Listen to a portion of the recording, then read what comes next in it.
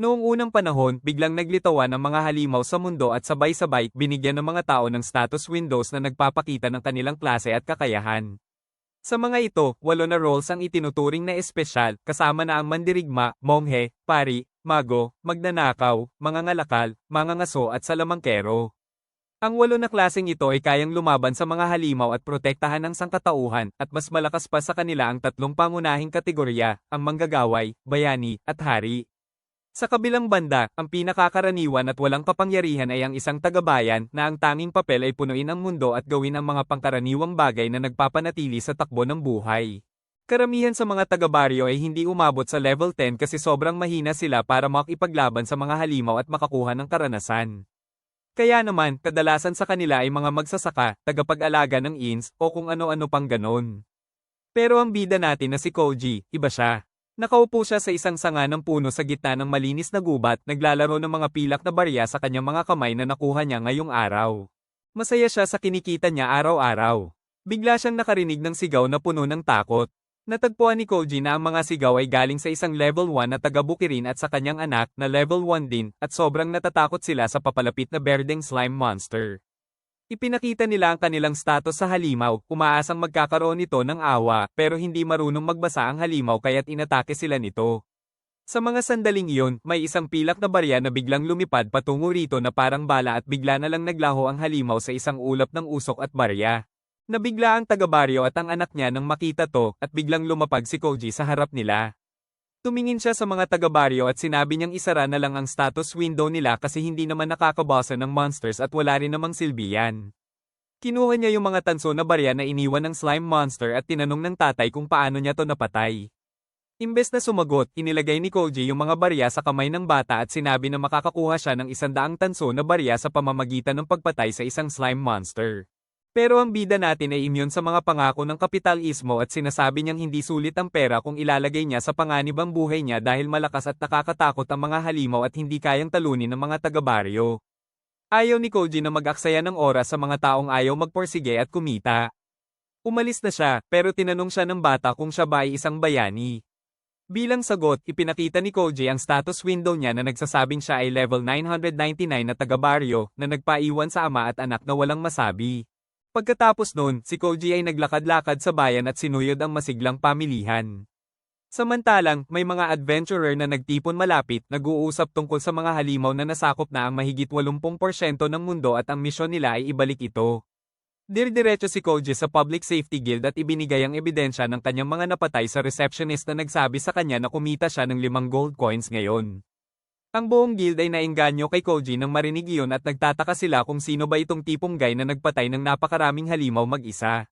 Tinatago ni Koji ang mga tao at lumabas siya, pero huminto siya sa harap ng malaking billboard tungkol sa presyo ng iba't ibang items na binibenta ng guild, habang kailangan lang niya ng 50 gold coins para makabili ng bahay. Nagsisave siya para sa grand prize na nagkakahalaga ng 10,000 gold coins at kalahati pa lang siya roon. Sunod, pumunta siya sa mission board at narinig ang mga tao na nagrereklamo na talagang delikado ang mga bagong misyon kahit na maganda ang bayad.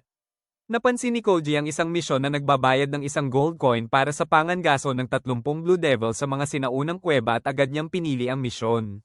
Paglabas niya sa guild, nakita niya ang mga hero wannabes na nagtitipon ng mga tao. Nag-uusap sila tungkol sa mga halimaw na nagkalat sa mundo at kung paano hindi makakarelax ang mga tao kung walang seguridad. Sinisisi ng blonde na guy ang mga demonyo, sinabing sila ang dahilan ng mga halimaw. Ipinahayag niya na ang Demon King ang pinakamatinding kaaway ng sangkatauhan at kailangan nilang talunin siya. Bumili si Koji ng ice cream para mas ma-enjoy ang palabas habang si Rex, ang blonde na guy, ay humihikayat sa mga tao na sumama sa laban-laban sa Demon King. Ipinakita niyang siya ay isang bayani habang ang kasama niyang babae ay isang matalino at ang mga tao sa bayan ay excited na makisali sa kanila. Ang pinakamalakas sa kanila ay isang veteranong mandirigma na umabot na sa level 84, pero tinanggihan siya ni Rex, sinabing dapat kasing lakas ng kanyang grupo ang mga miyembro. Ipinakita niyang siya ay nasa level 90 na medyo malaking bagay. Pero, hindi pa rin nasiyahan ng veteranong mandirigma at tinanong ang level ng matalino na nasa 42 lang. Sabi niya na kalahati pa lang ito ng level niya, pero pinagtanggol ni Rex ang Sage, sabing magiging mahusay siyang support dahil sa espesyal niyang klase. Bukod dito, siya si Princess Kana, ang pangatlong anak ng kanilang hari, at nagpasya siyang ilaan ang buhay niya para iligtas ang sangkatauhan mula sa mga halimaw. Nang marinig ito, may isang matandang level 80 na pari na nagboluntaryong sumali sa grupo, pero tinanggihan siya ni Rex kasi masyado na siyang matanda. Sunod, may isang 20 anyos na pari na level 70 na nagboluntaryo rin, pero tinanggihan din siya ni Rex, sabing wala siyang nakikitang potensyal sa kanya. Ang susunod na kandidato ay isang 16 anyos na girl na si Tina, na level 50 priest, at agad siyang tinanggap ni Rex sa party. Napagtanto ng lahat na ang bida ay isang PDF, at napansin din ni Koji na parang gumagawa lang siya ng harem habang hinahanap ang kaluwalhatian sa pagpatay sa Demon King, kaya nawala na ang interes niya dito. Pumunta siya sa sinaunang yungib, iniisip ang masarap na pagkain na kakainin niya pagkatapos talunin ng mga halimaw. Hindi nagtagal, nakasalubong niya ang level 93 na asol na demonyo, pero para lang siyang One Punch Man para sa mga mahihinang halimaw at madali niya itong pinatay. Bumagsak ang 34 na pilak na barya mula sa halimaw habang automatikong binibilang sa mission paper, at tuloy-tuloy na hinahabol ni Koji ang mga ito nang walang problema. Pagkalipas ng ilang sandali, may isang halimaw na nahulog ang pangil nito nang mamatay, at alam ni Koji na mahal ang bentahan nito kahit di niya alam kung bakit. Patuloy siyang naglalakad sa mga yungib at nakita ang isang anino sa sulok, pero lumabas na ang bida at ang kanyang grupo na madali ang humahabol sa isang asol na demonyo. Ayaw ni Koji makialam sa grupong ito, kaya tumakbo siya palayo. Habang nag-uusap ang mga bida natin, sinabihan ni Parna, ang mage na may purple na buhok, ang prinsesa na huwag masyadong maging excited sa panghuhuli ng mga halimaw. Pero sabi ni Kana, sana ituring siya na kapwa adventurer, at dito nagbonding ang mga girls. Tinanong ni Parna si Rex kung bakit sila nandito sa yungib na to imbis na pumunta sa direksyon ng demonyong hari, at sinabi niyang may lihim na silid dito na tanging ang royal family lang ang nakakaalam. Pwede nilang sundan ang mga crest sa pader para maabot ang silid na naglalaman ng isang legendary sacred sword na tanging hero na above level 90 lang ang makakagamit. Nashock ang mga girls nang marinig to at tinanong kung bakit itinago ng royal family ang espada na to hanggang ngayon. Sumagot si Rex na ang papel ng isang bayani ay hindi lamang para sa iisa at walang kasiguraduhan na kayang talunin ng isang bayani ang Demon King kahit may dala pang sagradong espada. Pero dahil si Kana ay isang prinsesa at nagdesisyon siyang makipag-team sa kanya, sinabi ng tatay niya tungkol sa espada para maprotektahan ang kanyang mahal na anak. Sobrang saya ni Tina at Parna na parte sila ng ganitong espesyal na grupo at siniguro ni Rex na tiyak nilang matatalo ang Demon King. Pero hindi niya alam na may isang pulang buhok na demonyang babae na nasa loob ng kuweba. Habang hinahanap ang kaparehong sagradong espada, napapaligiran si Koji ng mga halimaw na natatalo niya sa isang sulyap lang. Habang kinokolekta niya ang mga barya na nahuhulog, naiisip niya kung bakit ang daming halimaw na nagtipon sa isang lugar. Bigla, may isang halimaw na umatake sa kanya mula sa likod, pero pinabagsak niya ito sa lupa at napatay. Sa sandaling iyon, dumaan ang demonyong may pulang buhok at isang grupo ng mga halimaw na parang walang pakialam sa kanya, at dito napagtanto ni Koji na may hindi tama. Decided siyang sundan yung babae at tinanggal ang mga halimaw sa daan gamit ang isang suntok. Sa kabilang banda, si Rex ay nahihirapan din sa mga halimaw. Sabi niya, ang dami nila dito at siguradong may weird na nangyayari sa yungib.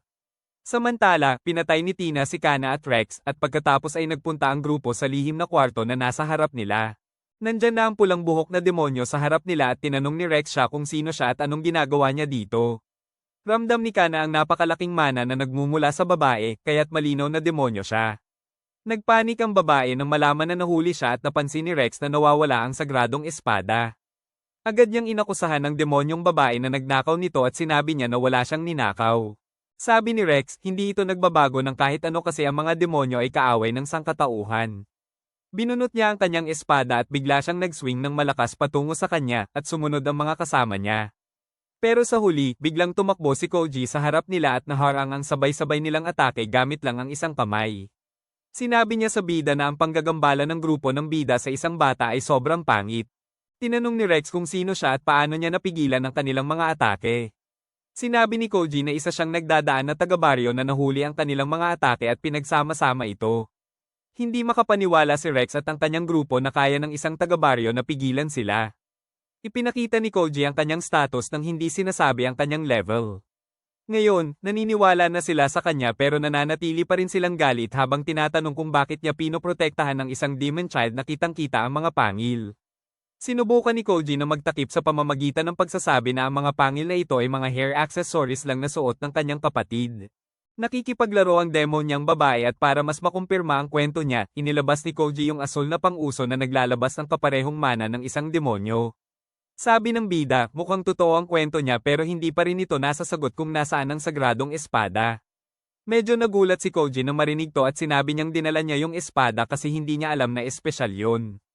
Nashock ang grupo ng bida at ipinaliwanag ni Koji na dati siyang pumunta sa mga guho na to at nahanap yung espada. Sabi niya, ibinenta niya ito sa isang mangangalakal noon at humihingi siya ng tawad kay Rex dahil dito. Hindi makapaniwala si Rex sa mga sinasabi niya at sinabing ang espada ay may mana ng mga sinaunang pantas at tanging isang bayani lang ang makakapag-angat nito. Sabi ni Koji, medyo mabigat nga pero hindi naman sobrang bigat para di niya maangat. Nagwawala si Rex nang marinig ito pero biglang inangat ni Koji ang buong altar kung saan nakalagay ang espada para mapatahimik siya. Ang bida at ang kanyang grupo ay talagang naguguluhan at tinanong si Koji tungkol sa kanyang level. Ipinakita niya sa kanila na siya ay level 999 na villager at sobrang hindi ito kapanipaniwala para sa kanila. Tinanong siya ni Rex kung paano siya naging ganun kalakas at sumagot si Koji na araw-araw siyang lumalaban sa mga halimaw. Sumigaw si Rex na siya rin ay lumalaban sa mga halimaw araw-araw at mas marami pa siyang napatay na halimaw kaysa sino man sa kasaysayan. Akala ni Koji na ito na talaga ang sasabihin ni Trump kaya hindi niya nirespeto si Rex at sinasabi na hindi sapat ang talunin ng mga halimaw. Tinanong siya ni Rex kung anong ibig niyang sabihin pero pinigilan siya ni Kana at sinabing ninakaw ni Koji ang kayamanan ng pamilya niya at kailangan niyang bayaran yun. Tinanong ni Koji kung gaano nga ba kahalaga ang espada at sumagot si Kana na hindi ito matutumbasan dahil ginawa ito para talunin ang Demon King. Wala namang sapat na pera si Koji para sa hindi matutumbasang halaga, kaya nagtanong si Kana kung pwede siyang sumama sa grupo nila at talunin ang Demon King. Nang marinig ito, medyo nagpanik ang redhead pero swerte niya, ayaw ni Koji na makipaglaban. Sabi niya, hindi siya interesado sa pagpapatalsik sa Demon King at dahil dito, sobrang naiinis sina Rex at Kana. Sinasabi nila na madali lang niyang masisave ang sangkatauhan gamit ang mga kakayahan niya, pero sinasabi ni Koji na ang tanging layunin niya sa buhay ay manghuli ng mga halimaw at kumita ng sapat para makapag-enjoy sa buhay. Sinabi ni Kana na pwede siyang magkaroon ng walang hanggang kasikatan, pero ayaw ni Koji noon kaya nag-alok siya na pakasalan siya pagkatapos nilang talunin ang Demon King. Aba, hindi type ni Koji ang mga babaeng nagmamalinis at mayabang, kaya tinanggihan niya rin yun at sinabi na wala siyang personal na issue sa Demon Lord. Ayaw niyang tulungan sila, pero naiintindihan niya ang logic nila at sana'y magtagumpay sila sa mission nila. Pagkatapos nun, hinawakan niya ang kamay ng Demon Girl at naglakad papalabas, pero huminto siya sa tabi ni Rex at banta niyang sinabi na wala itong ideya kung paano gumagana ang mundong ito. Nang makalabas na sila sa kuweba, nagpa siya si Koji na iwanan ng Demon Girl sa sariling kapalaran, pero nagmamakaawa siya na huwag siyang iwan dahil matagal na siyang naghahanap ng katulad niya. Nagmamakaawa siyang pakasalan siya at tinitigan ni Koji ang babaeng mahirap bago mag-isip tungkol sa tapang nito na mag-propose ng ganito. Isang sulyap lang sa kanya, sabi ni Koji na pakakasalan siya, pero sa 1,000,000 taon pa kapag matanda na siya. Nagsimula na siyang umalis, pero hinahadlangan siya ng babae at humihingi na pag-isipan ulit. Sinabi ni Koji na hindi siya kaibigan ni Epstein kaya hindi niya siya pwedeng pakasalan at saka gusto niya ng mga babae na mataba. Sinabi ng demonyong si Alice na pwede siyang pakasalan ni Koji kapag lumaki na siya, pero nagbago siya ng usapan bago pa ito maging awkward. Tinanong niya kung bakit gusto niya ang alamat na sagradong espada, at sumagot siya na may sakit ang tatay niya kaya ayaw niyang makuha ng bayani ang sagradong espada na pwedeng pumatay sa kanya. Tinanong ni Koji kung sino ang tatay niya na nasa hitlist ng mga bayani, at kinakabahang sinabi ni Alice na ang tatay niya ay ang mismong Demon King. Nagulat si Koji nang marinig yun, at sinabi ng demonyong si Alice na bedridden na ang tatay niya sa nakaraang taon. Sabi ni Koji, nakilala na niya yung tatay niya ng ilang beses, at tinanong siya kung dahil doon kaya tinanggihan niya yung request na patayin ito. Sumagot si Koji na kahit hindi niya kilala yung Demon Lord ng personal, hindi pa rin niya tatanggapin yung request kasi para sa kanya, parang walang saysay. Sinabi niya na ang mga halimaw ay nabubuo dahil sa mana na lumalabas sa mga pangil ng demon, kaya natatakot ang mga tao sa kanilang presensya. Pumayag si Alice dito pero sinabi niya na gusto niyang magkasama ang mga demonyo at tao sa mapayapang buhay, kaya yun ang dahilan kung bakit gusto niyang pakasalan siya. Sinasabi ni Koji sa kanya na ang tanging kaibahan ng mga tao at demonyo ay yung mga pangil nila na naglalabas ng mana. Maraming tao ang alam ang katotohanan ito at alam din nila na hindi kasalanan ng mga demonyo na ipanganak silang may pangil, pero hindi ito nagpapabawas ng galit nila sa mga demonyo dahil delikado pa rin sila sa buong sangkatauhan. Tinanong siya ng mababang uri kung kaya't ayaw niyang pumatay ng mga demonyo at sumagot si Koji na hindi lang talaga niya iniisip na sulit ito. Sa loob ng kuweba, galit na galit pa rin ang grupo ng bayani sa kung paano sila tinrato ni Koji. Sabi ni Kana, dapat silang kalimutan siya at bumalik na lang sa kabisera, pero naaalala ni Rex na sinabi ni Koji na hindi niya alam kung paano gumagana ang mundo.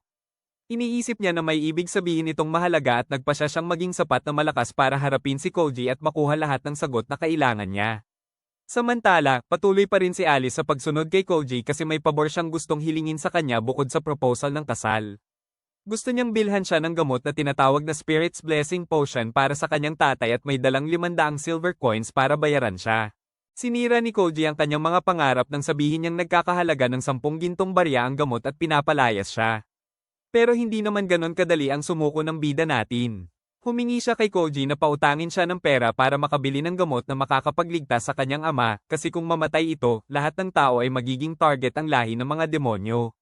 Sinabi ni Koji sa kanya na kahit gumaling ang hari ng mga demonyo, hahanap pa rin ang bayani sa kanya. Kaya ang pagkapuot sa isa't isa ay wala namang silbi. Sa halip, sinusunod niya ang mga salita ng ama niya at umaasa na may mga tao pa tulad ni Koji na hindi galit sa mga demonyo. Sabi ng mahirap na tao, kahit konti lang ang mga katulad niya, hahanapin niya silang lahat at makakamit ang kapayapaan sa pagitan ng dalawang lahi. Na-amaze si Koji sa kanyang determinasyon, kaya't sinabi niya na lumingon siya habang binabalutan niya ng laso ang kanyang mga sungay. Sinabi niya na bibilhan siya ng gamot pero kailangan niyang sumama sa kanya. Sabi ni Alice na di siya makakasama sa kanya dahil sa mana na nilalabas ng mga sungay niya, pero bigla niyang naisip na wala naman siyang nilalabas na mana. Sinabi ni Koji na gumamit siya ng espesyal na tela na sumisipsip ng mana at ginagawang ibang bagay. Sabik na tanong ng dalaga sa kanya kung paano niya ito ginawa, at sumagot siya na sinira lang niya ang spawn block, yung kristal na parang bagay na nag-spawn ng mga halimaw at kumuha ng materyales mula dito. Nagulat ang bida natin na may ganitong item na kayang itago ang kanyang tunay na pagkatao, pero sinabi ni Koji na kailangan na nilang umalis. Masiglang sumusunod si Alice sa kanya papuntang syudad at talagang naiintriga siya sa nightlife ng lugar.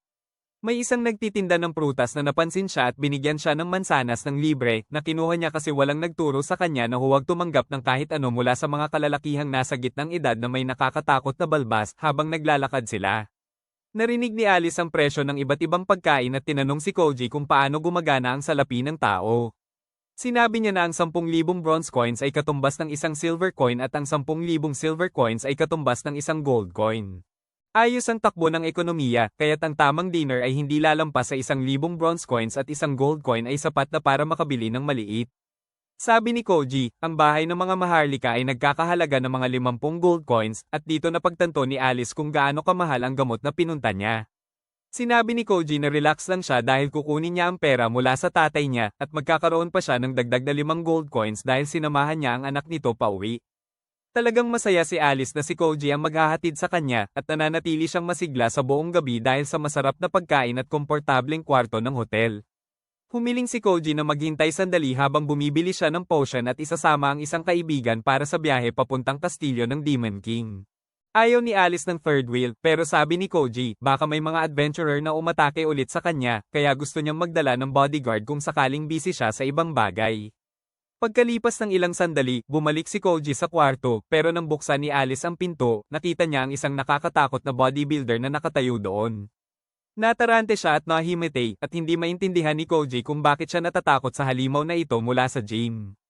Nang magising ulit si Alice, ipinakilala siya ni Koji kay Taka, at sabi ni Taka, level 124 monk siya, kaya kayang-kaya niyang protektahan si Alice mula sa kahit anong panganib. Naka-alert pa rin si Alice sa paligid niya, kaya't sinabi ni Koji na alam ni Taka na demon siya, pero pumayag pa rin siyang tulungan siya. Dagdag ni Taka, dati siyang katulad ng ibang tao na hindi alam at kinaiinisan ng mga demon, pero isang araw, nasugatan siya sa gubat at may demon na nagligtas sa buhay niya. Dahil dito, nagbago ang pananaw niya, at pagkatapos ng insidenteng iyon, nagretiro na siya sa pakikipagsapalaran at nagbukas ng gym at bar. Sabi ni Koji, customer siya sa bar niya at nagkasundo sila, pero biglang sinuntok siya ni Taka dahil hindi na siya nagpapakita sa loob ng matagal. Habang gumagapang siya sa lupa, sinabi ni Taka kay Alice na dapat silang pumunta sa hot spring para mag-relax bago pa makapagsalita si Alice. Tumayo si Koji at pinigilan siyang maliitin si Taka na actually babae. Diretsong sinabi ni Alice na kung babae siya, magugutom ang mga anak niya. Sinabi ni Koji sa kanya na si Taka ay sobrang gym freak na naubos na ang taba sa dibdib niya at naging muscles na. Na-offend si Taka kaya gently niyang kinkicks yung leeg ni Koji pero sapat na yun para magdugo siya. Anyway, umalis na yung dalawang babae at amazed si Alice sa lakas ni Taka. Tinanong niya kung paano niya nasaktan si Koji na level 999 at ipinaliwanag ni Taka na ang monk ay may 3 beses na lakas kumpara sa isang villager sa parehong level. Bukod pa dito, ang mga monk ay specialized sa close combat every 100 levels. Kumuha sila ng espesyal na kakayahan na nagpapalakas pa sa kanila. Pero alam ni Taka na sa isang patas na laban, kayang-kaya ni Koji na talunin siya at hindi lang dahil sa mataas niyang level. Sinabi niya kay Alice na ibang klase si Koji at siguradong nakatalo na siya ng napakaraming halimaw na mas malakas pa sa kanya para maabot ang level 999. Sumagot si Alice na hindi pa siya nakakakita ng halimaw na lampas sa level 500 kaya't dapat talagang mahirap ang pag-level up ni Koji mula doon. Patuloy siyang nag-iisip tungkol dito at napagtanto ni Taka na nag-aalala siya na baka may ibang tao pang umabot sa 999 at subukang patayin ang kanyang tatay. Sinasalungat ni Alice at sinasabi ni Taka na huwag siyang mag-alala dahil tanging si Koji lang ang makakaabot sa ganong antas. Sabi niya, si Koji ay isang baliw na walang mahalagang bagay na kailangan ng bawat tao at siya rin ang pinakabobo na nakita niya. Na-curious si Alice tungkol sa mahalagang bagay na kulang kay Koji at sumagot si Taka na malalaman niya iyon sa kanilang paglalakbay. Sabi ni Alice na mas mabuti iyon at nagpapasalamat siya kay Taka sa pagsagot sa kanyang mga tanong. Biglang may sumabog na humanig sa lupa at isang level 54 na baboy na halimaw na tinatawag na Bloody Buffer ang lumitaw sa harap nila. Bigla na lang, mas maraming baboy ang bumabagsak mula sa langit at isa pang bumangga sa kwarto ni Koji habang chill na chill siya. Tumingin siya sa langit at nakita ang mga demonyo na nakasakay sa malalaking uwak na nagbubuhos ng mga baboy na halimaw sa lungsod. Ipinahayag ng pinuno ng mga demonyo na nagsimula na ang Demon King ng isang all-out war laban sa sangkatauhan at malapit na silang maging mga alipin ng lahi ng mga demonyo. Nagsimulang umatake ang mga baboy na halimaw sa mga tao at si Alice ay nagpanik kasi alam niyang hindi ito inauthorized ng tatay niya na tiyak na magpapalala sa galit ng dalawang lahi. Samantala, kinuha ni Koji yung baboy sa kwarto niya at tinapon ito para tamaan ng isang malaking ibon.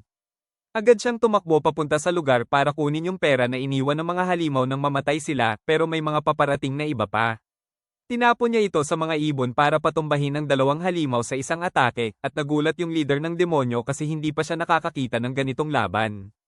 Habang abala si Koji sa pagkuha ng mga barya mula sa mga natalong halimaw, napagtanto ni Taka na siya lang ang makakagawa ng ganito.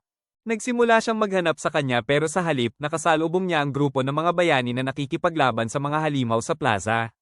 Sabi ni Alice kay Taka na si Koji ang nagligtas sa kanya mula sa mga taong ito, kaya nagdesisyon siyang maging maingat din. Samantala, ang bayani na si Rex ay nagtipon ng mga tao sa bayan, sinasabi na kailangan nilang hulihin ang mga halimaw bago pa man sila makalapag para mailigtas ang lahat. Nangunguna siya sa pamamagitan ng pagtira ng kidlat para pumatay ng halimaw habang tinatawag ang pangalan ng kanyang espesyal na atake. Parang nagmumurmur si Parne sa kanya na tigilan na ang pagiging 7-year-old habang ang prinsesa ay humihingi sa mga adventurer ng bayan na makipagtulungan sa kanila para talunin ang mga halimaw. Lahat ay excited na makipaglaban at nag-launch si Rex ng isa pang thunder attack pero biglang may lumipad na baboy na tumama sa uwak na tinamaan niya at ito ang napatay muna. Lahat ay nagulat nang makita yon at biglang dumating si Koji, sinasabing tigilan na ang pagiging OWA. Galit na ang grupo ng mga bayani sa kanya at tinanong ni Rex kung bakit siya muling nakikialam. Sabi ni Koji, okay lang na mag-all out pero hindi sa loob ng syudad. Sabi niya, kung kaya nilang patayin lahat ng monsters sa isang salpukan, ayos na sana, pero sobrang hindi ito mangyayari at lalapit ang mga halimaw sa syudad pagkatapos ng unang atake. Bukod pa rito, ang mga pisikal na armas ng mga adventurers ay mahuhulog din at tatama sa bayan at baka may inosenteng tao na maging biktima. Sinabi niya kay Kana na ang plano nila ay 3 marka sa 10 bago niya siya sinampal sa ulo at galit na galit siya kasi walang pwedeng tumama sa isang prinsesa. Dumating sina Alice at Taka sa eksena. Samantalang tinanong ng mage na si Parne si Koji kung bakit niya pinapagalaw ang mga baboy sa ere at wala ba siyang mga spells. Sumagot siya na wala siyang pakialam sa tanong niya bago tinanong si Alice kung kilala ba niya yung lalaking namumuno sa mga demonyo. Sabi niya, sigurado siyang si Menno yun at ang pamilya niya ay naglingkod sa Demon King ng maraming siglo. Saka biglang sumingit si Kana at sinabing kailangan nila ang tulong niya para ipakita sa hukbo ng demonyo ang lakas nila at takutin sila.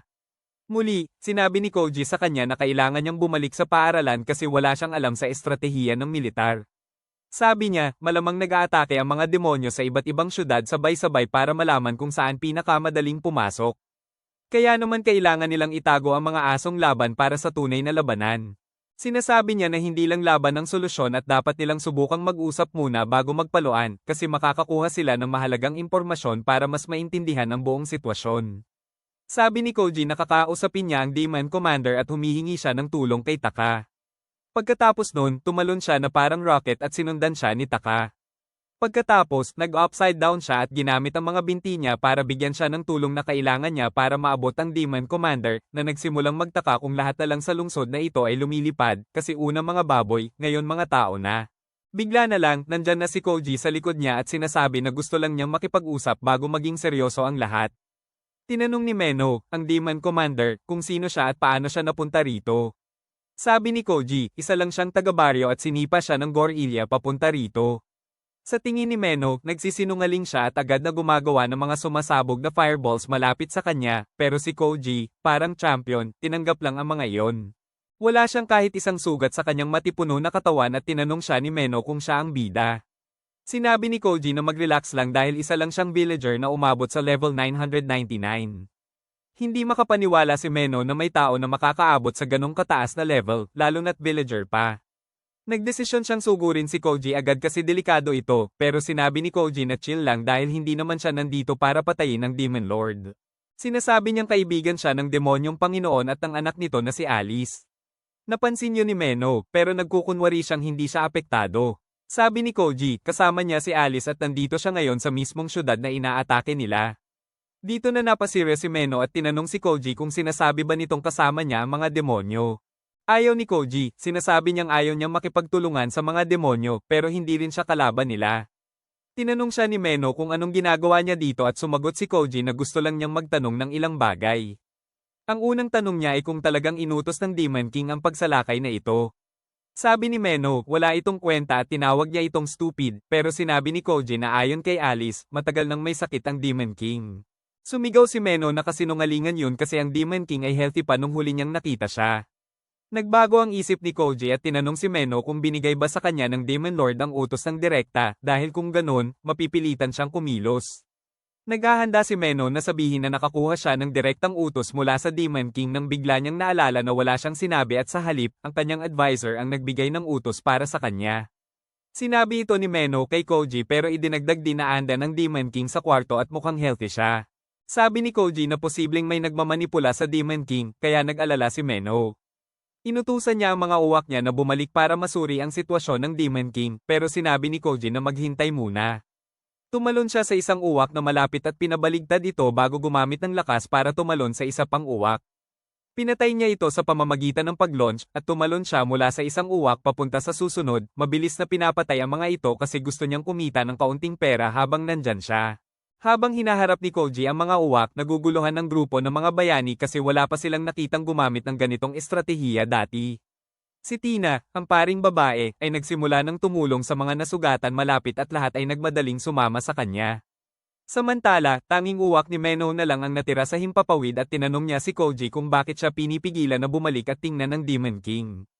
Pinapaalala ni Koji sa kanya na kung talaga bang minamanipula ang Demon King, baka makita siya ng mga tao sa likod nito bilang banta. Sabi ni Koji na dapat siyang magpanggap na na-eliminate na ang buong squad niya at saka sila makakapag-sneak in mamaya. Pagkasabi nun, tinapakan niya yung huling natitirang uwak at sabay silang bumagsak ni Meno papunta sa gubat. Nagmumura yung Demon Commander sa kanya pero sabi ni Koji na hindi sapat yung damage ng pagbagsak para patayin sila kasi sa gubat naman silang lalanding. Makalipas ang ilang sandali, chinek ni Koji si Meno na medyo may konting sugat lang. Nagdesisyon siyang hiramin ang kanyang balabal para ilagay ang tambak ng barya sa likod niya habang nagpapakilala. Tinanong siya ni Meno kung hindi ba siya papatay sa kanya at sumagot si Koji na napakabobong tanong nun kasi wala siyang dahilan para patayin ang sinumang nagmamalasakit sa Demon King at kay Alice. Nashock si Meno nang marinig ito at tinanong kung bakit ayaw ng isang tao na patayin ang isang demonyo. Pagod na si Koji sa paulit-ulit na pagsasabi sa mga tao na kung aalisin mo yung mga halimaw sa usapan, pareho lang naman ang tao at demonyo. Sabi niya na ang problema ay yung mga halimaw na umaatake sa mga tao, kaya ang mga tao naman ay umaatake sa mga demonyo at tuloy-tuloy lang ang siklo ng galit. Dahil dyan, natapos na ni Koji ang pagkuha ng lahat ng barya at sinabi kay Meno na tatapusin na niya ang natitirang mga tauhan niya ngayon at bukas ng umaga. Dadalhin niya si Alice dito para makabalik sila sa kastilyo ng demonyo. Sabi ni Meno sa kanya na kung sasama siya, parehong tao at demonyo ay makikita siyang kaaway, pero wala siyang pakialam doon. Sabi niya na nangako siya kay Alice at gusto niyang makita ang kalagayan ng Demon King sa sarili niyang mata. Umalis siya na may ganitong isip at si Meno ay nagsimulang ngumiti habang iniisip na may kaibigang tao ang Demon King at si Alice. Kinabukasan, nagpasalamat si Alice kay Koji sa agahan dahil kinausap niya si Meno imbes na saktan ito. Sabi ni Koji na medyo mahinahon si Meno kaya hindi sila nag-away, tapos tinanong kung nasaan si Taka. Sumagot si Alice na namili siya ng mga gamit para sa kanilang biyahe, at sabi ni Koji, kailangan nilang maghanda para sa transportasyon. Naalala ni Alice na sinabi ni Koji na makararating sila sa kastilyo ng demonyo sa loob ng 6 na araw kung magmamadali sila, at sabi niya na ang 6 na araw ay ang pinakamagandang senaryo pero madadalian sila ng kaunti dahil hindi sila makasakay sa kabayo dahil takot ang mga ito sa mga demonyo. May ibang paraan si Koji para mabilis makapunta sa teritoryo ng mga demonyo, pero hindi siya sigurado rito dahil kasali ang mga centaur, na sobrang mayabang at may pagkabayas. Tinanong nila si Koji kung ano ang gusto niya sa kanila kasi ayaw nilang natatakot sa maruruming tao. Natatakot si Alice sa kanila at nagtago sa likod ni Koji, na nagsabi na kadalasang hindi nakikipag-cooperate ang mga centaur. Pero pag na-whip sila ng merchant na may nakakatakot na balbas, sumisigaw sila sa ligaya at nagsimula ng tumakbo. Parehong traumatized sina Koji at Alice nang makita ang mga masochist na halimaw na pinapagana ng mga whip, at nang bumalik si Taka, nagtataka siya kung anong nangyayari sa kanila. Basta't nagpunta sila sa gubat kung saan naghihintay si Meno sa kanila. Agad siyang napaluhod at humingi ng tawad kay Alice dahil sa pag-atake sa bayan kung nasaan siya. Sabi ni Alice, okay lang iyon, at nagpasalamat si Meno kay Koji dahil sa pagprotekta sa prinsesa ng mga demonyo. Biglang dumating si Taka para magpakilala, pero nagpanik si Meno at parang handang makipag-away, pero sinabi ni Alice na kaibigan din si Taka. Bigla namang lumabas ang grupo ng mga bayani mula sa mga bushes dahil naghihintay sila buong oras para mahuli si Koji. Sigurado na sila ngayon na nagsisinungaling si Koji sa kanila mulat sa pool at talagang nagtatrabaho siya para sa mga demonyo. Pinaikot nila si Koji at sinabi sa kanya na sumuko, pero binigyan niya ng 0 points ang prinsesa sa kanyang estratehiya. Bigla siyang tumakbo papunta sa kanya at sinuntok siya sa ulo, sinasabing walang kwenta ang paglibot sa mga tao na mas malakas kaysa sa kanya. Pero agad na inatake siya ng bayani, sinasabing hindi sila makikinig sa mga lecture ng isang traidor. Patuloy na iniiwasan ni Koji ang atake habang sinasabi ni Rex na tungkulin niya bilang bayani na labanan ng kasamaan. Kalmado lang na hawak ni Koji ang kanyang espada gamit ang kanyang mga kamay, at sinabi ni Parnes na kahit ano pang sabihin ni Koji, hindi nila pwedeng palampasin ang taong nasa likod ng atake kahapon. Sumasang-ayon si Koji sa kanya at sinabing dapat humingi ng tawad si Meno dahil naniniwala siyang ang mga demonyo ay nakaranas ng mas masahol pa kaysa sa pag-atake kagabi. Ayaw ni Rex ng tawad dahil naniniwala siyang ang mga demonyo at lahat ng nakikipagtulungan sa kanila ay masama, pero tinanong ni Koji siya kung sino ang nagpasya noon. Tinanong niya si Rex na tingnan si Alice at sabihing mukhang masama ba siya mula sa kahit anong anggulo. Pinapaalalahanan niya si Rex na pinabayaan niyang makatakas ang babae kagabi dahil akala niya hindi ito delikado. Sabi ni Koji, kung talagang masama ang mga demonyo, dapat mas nakakatakot ang anak ng Demon King, at yung revelation na yon ay nag-iwan sa lahat na nagulat. Pero hindi pa rin handa si Rex na umatras, kaya sinabi ni Koji na naiintindihan niya ang punto ni Rex na ang mga demonyo ay hindi tuwirang nakakasakit sa mga tao, kaya hindi niya ito pipigilan sa paghabol sa Demon King. Pero ayaw niyang tanggapin na masama ang mga demonyo, kaya't hindi niya balak na hayaang masaktan ng mga kaibigan niya. Sinira ni Koji ang espada ni Rex at napilitan ng bida na umatras. Tinanong ni Tina, ang pari, si Koji kung hindi ba masama yung lalaking umatake sa kanila kagabi, at pinapapunta niya si Meno para humingi ng tawad habang sinasabi na kailangan niya ng oras para ipaliwanag ang lahat. Sinabi niya sa grupo ng bida na may mali sa buong sitwasyon at humiling siya na payagan siyang imbestigahan ito bago sila mag-aresto sa kanya. Tinanong ni Kane si Koji kung anong ibig niyang sabihin sa may kakaiba, at sinagot ni Koji na gusto ng Demon King ng kapayapaan sa mga tao at hindi siya kailanman nag-utos na umatake sa mga lungsod ng tao. Bukod pa rito, sinabi ni Alice na may sakit siya sa ngayon, kaya parang hindi makatwiran na makipagdigma. Pero, hindi naniniwala si Rex na gusto ng Demon King ng kapayapaan sa mga tao. Sinabi ni Koji na nakilala niya mismo ang Demon King, at lahat ay nagulat nang marinig ito. Tinanong ni Koji kung may naatake na bang syudad ang Demon King dati, pero si Rex at Kana, parang wala silang maalala. Sabi ni Koji, oo, ang mana ng Demon King ay nakakalikha ng malalakas na halimaw, pero hindi ibig sabihin nun na palagi siyang may kontrol sa kanila. Hinihimok niya ang lahat na buksan ang kanilang mga mata at tingnan ang mga bagay sa labas ng kanilang mga bias, at unti-unting nag-iisip si Rex at ang iba. Pero biglang umatake si partner kay Koji, sinabing hindi siya mapagkakatiwalaan. Sabi niya na brainwash na siya ng mga demonyo at wala silang dapat asahang katotohanan mula sa kanya. Hindi na kayang talunin ni Koji ang Loika kaya't commendat lang siya kay Taka at sabay silang tumakbo kasama ang mga bisita.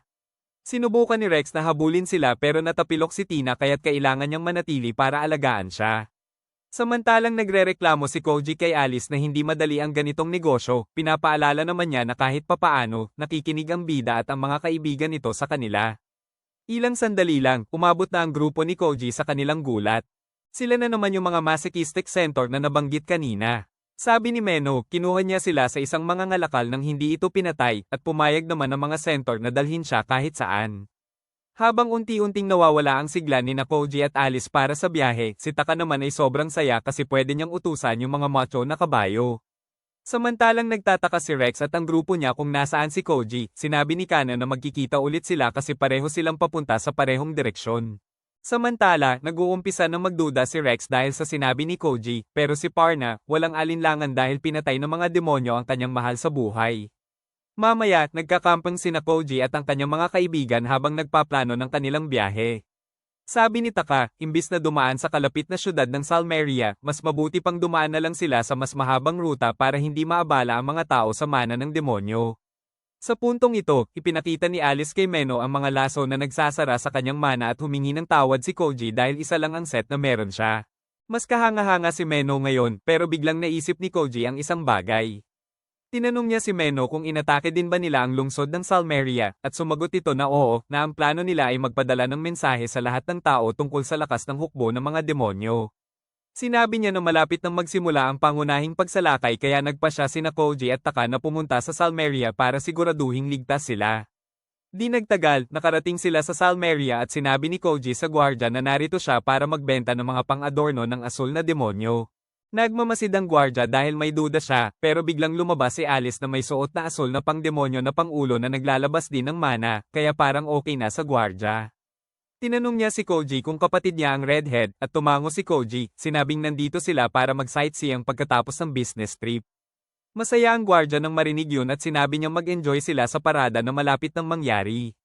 Nagtataka si Koji tungkol sa parada, at sinabi ng gwardya na inaatake sila ng Demon Army kamakailan, pero natalo na nila yon at bukas ay magpapadala sila ng tropa para atakihin ang Demon King kasama ng isang grand parade. Nababahala si Koji at hindi niya ma-enjoy ang parada. Alam niya na kapag umabot ang mga advanced troops sa kastilyo ng Demon King, ang mga halimaw sa paligid ay papatay sa kanila at pagkatapos ay sirain ang syudad na magiging pangarap na lang ang pagkakasama. Pero may plano siya para malampasan ang sitwasyon. Sabi niya, maaabot nila ang kastilyo bago ang mga tropa at sa kanya makukumbinsi ang Demon King na itigil ang army ng mga demonyo para makatakbo sila sa kaligtasan. Ganito, hindi sila mag-aaway at magiging maayos ang lahat. Tinanong ni Taka kung ano ang gagawin niya kung talagang gusto ng Demon King ng gyera, at sumagot si Koji na lalabanan niya ito sa ganong sitwasyon. Pero gagawin niya ito bilang ikatlong panig na nais ang pagkakasundo ng tao at demonyo. Sabi ni Alice na tiyak na sasama siya sa kanyang hukbo at tinanong siya ni Koji kung ayaw ba niyang manatili sa tabi ng kanyang tatay. Sabi ni Alice na mas gusto niya ang magkakasama ang kanilang mga tao kaysa sa kahit anong bagay.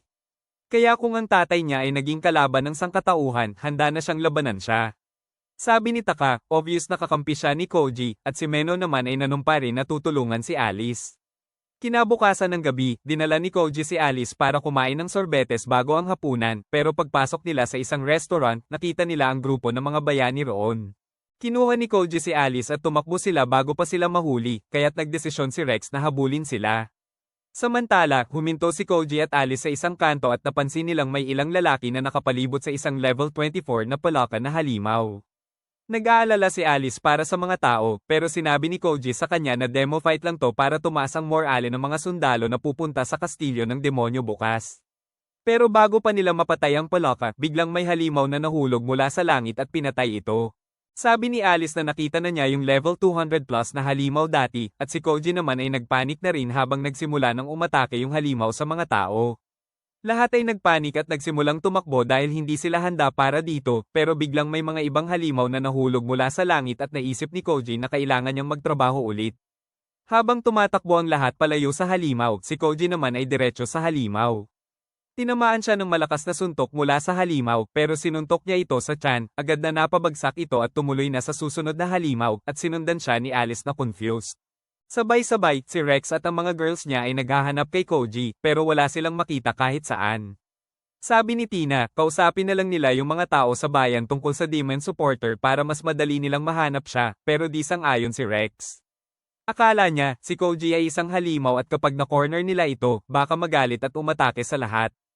Pero si Kana, kabaligtaran ang iniisip. Ramdam niya na hindi tipo ni Koji na magalit kapag nasa sulok na, kasi kung ganun siya, matagal na niyang naubos ang mga ito. Bukod pa doon, hindi niya akalaing masama si Koji just dahil tumutulong siya sa mga demonyo, pero sabi ni Parna, tigilan na ang kalokohan. Tinanong niya ang prinsesa, paano magiging hindi masama yung guy na nakikipagtulungan sa mga demonyo na umaatake sa kanilang mga syudad. Sumagot si Kana na sinubukan niyang makipag-usap sa kanila. Kahit na inaatake siya, hindi siya lumaban at hindi niya tinangkang ipilit ang ideolohiya niya sa kanila. Sang-ayon si Rex kay Kana at sinabing kahit ayaw niya na napahiya siya ng isang taga-baryo, hahayaan niyang makaalis si Koji sa pagkakataong ito. Inakusahan ni Parna kahit ang bida na supporter ng demonyo, pero sabi ni Rex gusto lang niyang magtanong kay Koji. Sumang-ayon si Kana sa sinabi niya at sumali na lang si Tina sa usapan. Bigla, nakarinig sila ng malakas na pagsabog mula sa malayo kasunod ng takot na sigaw ng mga tao. Agad na tumakbo si Kana papunta sa eksena at ginamit ang kanyang banal na hadlang para protektahan ang isang lalaki na malapit ng tamaan ng halimaw. Sinabi niya sa lalaki na hindi tatagal ang hadlang, kaya dapat siyang tumakbo, pero sinabihan siya ng lalaki na siya ang dapat tumakbo muna. Tumanggi si Kana, sinabing bilang miyembro ng royal family, tungkulin niya ang protektahan ng kanyang mga tao. Malakas ang loob niya, pero ang hadlang niya ay nag-crack na sa isa pang suntok ng halimaw, at kasabay nito ay parang tatapusin na siya nito. Dumating si Koji para iligtas ang sitwasyon, hinaharangan niya yung suntok ng halimaw at pagkatapos ay tinalo ito, habang sinasabi kay Kana na hindi niya sana nailigtas yung gym rat sa likod niya kung hindi siya nagbigay ng oras. Tumakbo yung kalbo na musclehead at kasabay nito, dumating sina Rex at ang iba pa, nag-aalala para sa prinsesa. Sinabi niya na okay lang siya bago hawakan ng kamay ni Koji para magpasalamat. Samantala, napansin ng bida ang pinsalang dulot sa mga bahay at tinanong kung anong nangyari dito. Sumagot si Koji na mga halimaw mula level 213 ang bumagsak mula sa langit at winasak ang syudad, pero hindi niya alam kung sino ang nagpadala sa kanila. Tinanong ni Rex kung anong skill ang ginamit niya para talunin ang mga halimaw at sumagot siya na ang pinaka-basic na skill sa lahat. Hindi makapaniwala si Rex dito, pero kinumpirma ni Kana na talagang ginamit ni Koji ang basic skill. Bigla namang tumakbo si Alice papunta kay Koji at nagtago sa likod niya nang makita ang grupo ng bida. Buti na lang, hindi interesado si Rex sa kanya ngayon at mas gusto niyang tanungin si Koji tungkol sa ilang bagay. Pero hindi tamang panahon para doon kasi may mga halimaw pa sa lungsod at sabi ni Koji, kailangan muna nilang ayusin yun. Bigla, may isang gwardya ng bayan na tumatakbo papunta sa kanila at sinasabi na kailangan nilang umalis sa lungsod ng mabilis kasi ang mga halimaw na nahulog mula sa langit ay simula pa lang at ngayon, isang buong hukbo ng mga halimaw ang papunta sa kanila. Tinataya niyang nasa 10,000 na halimaw ang dumarating direkta sa kanila at lahat ay nagulat nang marinig yun. Sabi ni Parna na yung mga adventurer sa bayan ay hindi kayang labanan ng mga halimaw kasi galing sila sa kanluran kung saan naroon ang kastilyo ng Demon Lord. Sabi ni Rex na walang kwenta ang makipaglaban sa laban na tiyak na matatalo sila, kaya nagdesisyon siyang tulungan na lang ang mga mamamayan na lumikas at saka babalik kasama ang army para bawiin ang lungsod. Sumang-ayon si Kana sa kanya at inutusan ng mga gwardya na ipaalam ito sa lahat at tinanong si Koji kung makakatulong din siya. Pumayag siya, sabi na tatawagin niya ang mga kaibigan niya para sumuporta, pero sa ngayon gusto niyang alagaan ng grupo ng bayani si Alice. Naiwan ng Demon Princess ang pakiramdam na niloko siya nang marinig ito at lahat ng tao ay nagulat din. Tinanong ni Rex si Koji kung hindi siya natatakot na patayin nila si Alice dahil iniisip pa rin nilang kaaway ang mga demonyo, at sumagot si Koji na kung talagang gusto niyang patayin siya, hindi na niya ito ibabahagi sa kanya.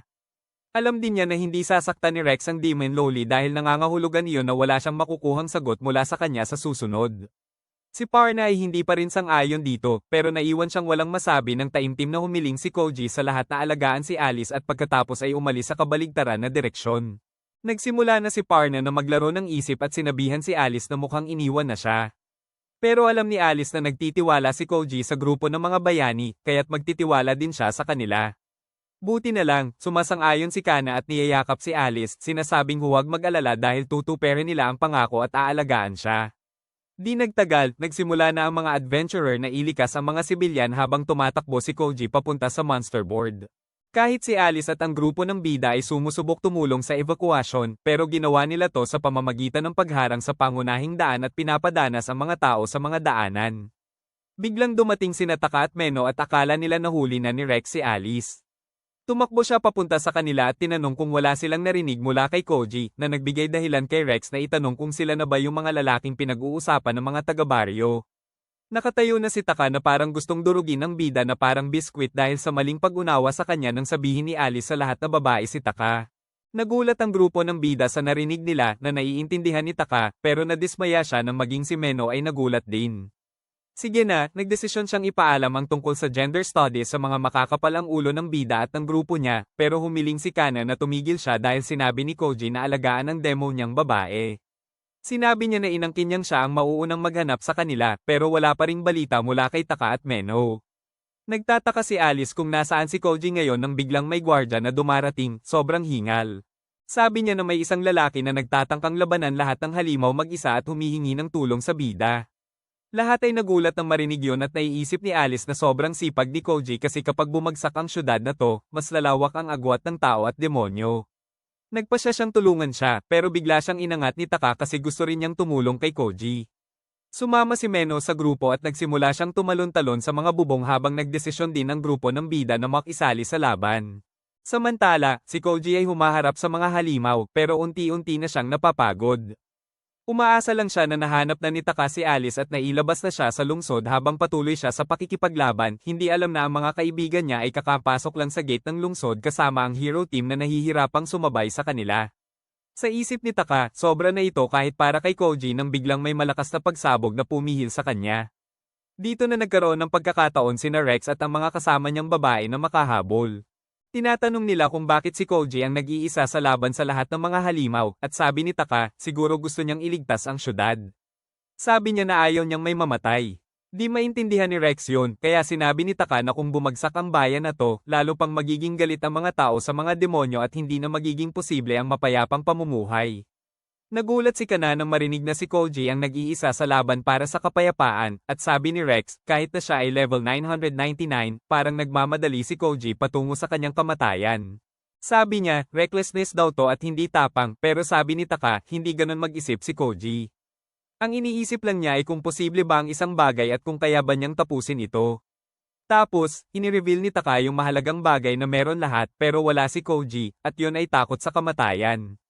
Sabi ni Rex, handa rin siyang isakripisyo ang buhay niya kung kinakailangan, pero sabi ni Taka, may pagkakaiba. Samantalang si Koji, abala sa pagpipunches ng mga halimaw para gawing barya. Isang higanteng siklop ang tumapak sa kanya, pero si Koji, ibinato lang siya sa mga halimaw na malapit at natalo ang lahat. Tapos, iniiwasan niya ang kidlat na pinapaputok ng isang ibong halimaw at ibinato ang siklop dito para patayin ito. Ang sugat na nakuha niya mula sa atake ay gumaling na mas mabilis pa kaysa sa kakayahan ni Wolverine at nginitian lang ito ni Koji. Si Rex, hindi makapaniwala sa kanyang naririnig at nakikita, at nagtataka kung paano naging ganito si Koji. Sabi ni Taka sa kanya na halos pareho lang ang kwento ni Koji sa kanya. Ipinakita niya na tulad ni Rex, pinatay din ng mga halimaw ang mga magulang ni Koji habang naglalakbay. Pero, hindi doon nagsimula si Koji sa panghuhuli ng mga halimaw. Lumabas na mahilig na siya sa pagkuha ng mga halimaw bago pa man yung pangyayaring nagbago ng kanyang buhay. Palagi siyang nagtataka kung bakit may mga halimaw na naglalabas ng pera kapag pinatay. Walang makasagot sa tanong niya, pero ayos lang kasi nakakakuha naman siya ng magandang kita mula sa kanila. Pero nang hindi siya masyadong lumakas kahit nag-level up na, tinanggap na lang niya na ang mga taga-bayan tulad niya ay hindi kailanman magiging malakas. Isang araw, habang naglalakbay siya sa gubat, napatay ang kanyang ama ng isang demonyo sa harap ng kanyang mga mata. Si Koji ay galit na galit sa halimaw at sa mga demonyo na lumika sa kanila, pero ang pinakagalit niya ay sa sarili niya dahil sa kahinaan niya. Kaya naman, todo dive siya sa monster hunting hustle. Alam niyang anumang oras, pwedeng mamatay ang isang mahina tulad niya, hindi madali ang laban, pero natutunan niyang dahil mas mahina ang mga villager kumpara sa ibang klase, mas mabilis silang mag-level up. Umabot siya sa level 53 nung 9 gulang siya at napatay ang halimaw na humahabol sa tatay niya. Masaya siya sa kanyang paghihiganti at umuwi, pero pagdating niya, nakita niyang wasak na ang kanilang bahay dahil sa mga bandido. Nagmamadali siyang umuwi sa bahay at sa kanyang gulat. Pinatay ng mga bandido ang kanyang ina, iniwan siyang ulila. Sabi ni Taka, kapag pinatay ng halimaw ang pamilya mo, nangangako kang maghihiganti sa lahat ng halimaw at demonyo. Pero, pinatay ng tao ang ina ni Koji, at kahit gaano pa man ang galit niya sa kanila, hindi siya makapaghiganti sa lahat ng tao. Naisip niya na ang galit ng tao at demonyo sa isa't isa ay parang simpleng racism na nakatakip ng paghihiganti. Si Rex ay sobrang naguguluhan sa kwento dahil nakikita niya ang sarili niya sa sitwasyon ni Koji. Unti-unti niyang nauunawaan na hindi lahat ng demonyo ay masama kahit na pinatay ng mga halimaw ang kanyang mga magulang. Pero sa tingin ni Kana, may iba pang bahagi ng kwento. Pinapaalala niya sa lahat na kahit si Koji ay naniniwala na dapat may ibang dahilan kung bakit siya nananatiling neutral. Gusto niyang malaman ang dahilan na yun. Pero para doon, kailangan niyang buhay si Koji at nagsimula siyang maglakad papunta sa kanya. Sinabayan siya ni Rex, sinabing sasama siya kasi kailangan niyang malaman ang mga sikreto sa lakas ni Koji. Sumisigaw si Tina sa kanila, nagtatanong kung akala nila makakalaban sila ng walang healer at si Parna naman ay masaya lang na makapatay ng maraming halimaw. Pumunta silang apat patungo sa labanan at nagtanong si Meno kay Alice kung gusto niyang tulungan si Koji. Sumasang-ayon siya at sinabi ni Meno na lalaban siya sa mga halimaw kahit na nangangahulugan ito na magiging traidor siya sa lahi ng mga demonyo. Tumakbo siya pasulong at pagkatapos ay humiling si Taka kay Alice na magtago sa likod ng bato o kung ano man dahil sasali rin siya sa laban. Samantala, tinamaan si Koji ng isang suntok mula sa pulang halimaw na nagpapalipad sa kanya at napagtanto niyang hindi na kayang sabayan ng kanyang recovery skills ang sakit na natatanggap niya. Biglang may umatake na asol na demonyo pero itinapon niya ito sa langit para matamaan ng ilang mga bat monsters. Patuloy siyang lumalaban, iniisip na mas marami siyang talunin na halimaw, mas tataas ang morale ng mga adventurer. Pero bigla na lang, may grupo ng mga halimaw na humawak sa kanya at may isa pang naglabas ng hyper beam para sunugin siya. Biglang, ang atake ni Rex na parang kidlat ay pinirito ang malaking halimaw at lahat ng maliliit na monster na humahawak kay Koji. Tinanong niya ang grupo ng bayani kung anong ginagawa nila dito, at sumagot si Kana na may mga tanong siya para kay Koji, habang sabi ni Rex na hindi pwedeng hayaan ng isang bayani na ang isang tagabayan lang ang lumaban. Biglang, sumali rin si Meno sa laban at gumamit ng magic para talunin ang kalahating dosenang lumilipad na monsters, at susunod na si Taka ay sinuntok si Koji. Tinanong niya sila kung anong ginagawa nila dito at nag-imbento ang lahat ng napaka-basic na sonerey na sagot dahil nahihiya silang sabihin na gusto nilang tulungan siya. Nagpagaling si Tina sa kanya at sinabi ni Koji sa lahat na mamamatay sila dito. Sabi ni Kana na hindi niya balak hayaan na may mamatay dito, kaya nagdesisyon si Koji na baguhin ang plano. Sabi niya na sisikapin nilang matamba ang maraming halimaw hanggat kaya at pagkatapos ay tatakbo na sila kasi kailangan nilang pahalagahan ang buhay nila. Sa ganitong isip, todo na siya sa laban at sinimulang gibain ang mga halimaw sa paligid, pero biglang may isa sa kanila na nagtapon ng mabigat na bato sa kanya na nagdulot ng malubhang pinsala. Dumating si Tina na tumatakbo para gamutin siya at sinabihan siya tungkol sa pakikinig sa sariling payo na pahalagahan ang buhay niya. Humingi ng tawad si Koji at sinabing hindi pa siya nakipaglaban sa isang grupo maliban sa kasama si Taka, kaya walang kaalaman sa teamwork. Pero habang tumitingin siya at nakikita ang lahat na nagtatrabaho ng mabuti, na-realize niya na hindi na siya nag-iisa. Patuloy na pinapabagsak ni Koji at ng mga kaibigan niya ang mga halimaw ng walang tigil, habang si Tina ay nanunood sa kanila ng may panggigil, naghihintay na may masaktan para magampanan ang trabaho niya. Sa malayo, nagsimula si Alice na makaramdam ng FOMO dahil hindi siya makatulong sa sinuman, kaya't nagmadali siyang bumalik sa lungsod para gumawa ng aksyon. Balik tayo sa laban, sinabi ni Taka kay Rex na kunin niya yung mga halimaw na mukhang malambot habang siya naman ang haharap sa mga may matigas na balat. Sabi ni Rex, hero siya at hindi siya pumipili ng kalaban. Napagtanto ni Taka na mas mabuti kung ipapakita na lang niya ito kaysa ipaliwanag, kaya naglunsad siya ng sunod-sunod na suntok na napadapa ang mga halimaw na mukhang masama ng walang kahirap-hirap. Pagkatapos, commandant siya at sinabing may skill siya na nagpapahintulot sa kanya na balewalain ang depensa ng kalaban, at nagulat si Rex kasi na-realize niyang over level 100 na si Taka. Di niya matanggap na mas malakas pa ang isang simpleng adventurer kaysa sa kanya, at swear siya na magiging mas malakas pa siya. Habang nagkomento si Meno na ayaw niyang lumakas pa ang bida, biglang sinabi ni Koji sa lahat na kailangan nilang magtulungan. Sinabi ni Parna na dapat makinig siya sa payo niya kasi siya lang ang hindi nakikipagtulungan. Tinawag siya ni Koji na mommy at nagtanong kung pwede ba siyang gumamit ng wide area magic na ikinagalit ni Parna dahil mage siya. Sinabi ni Kana na pareho silang makakagamit ng wide area magic at yun talaga ang gusto marinig ni Koji.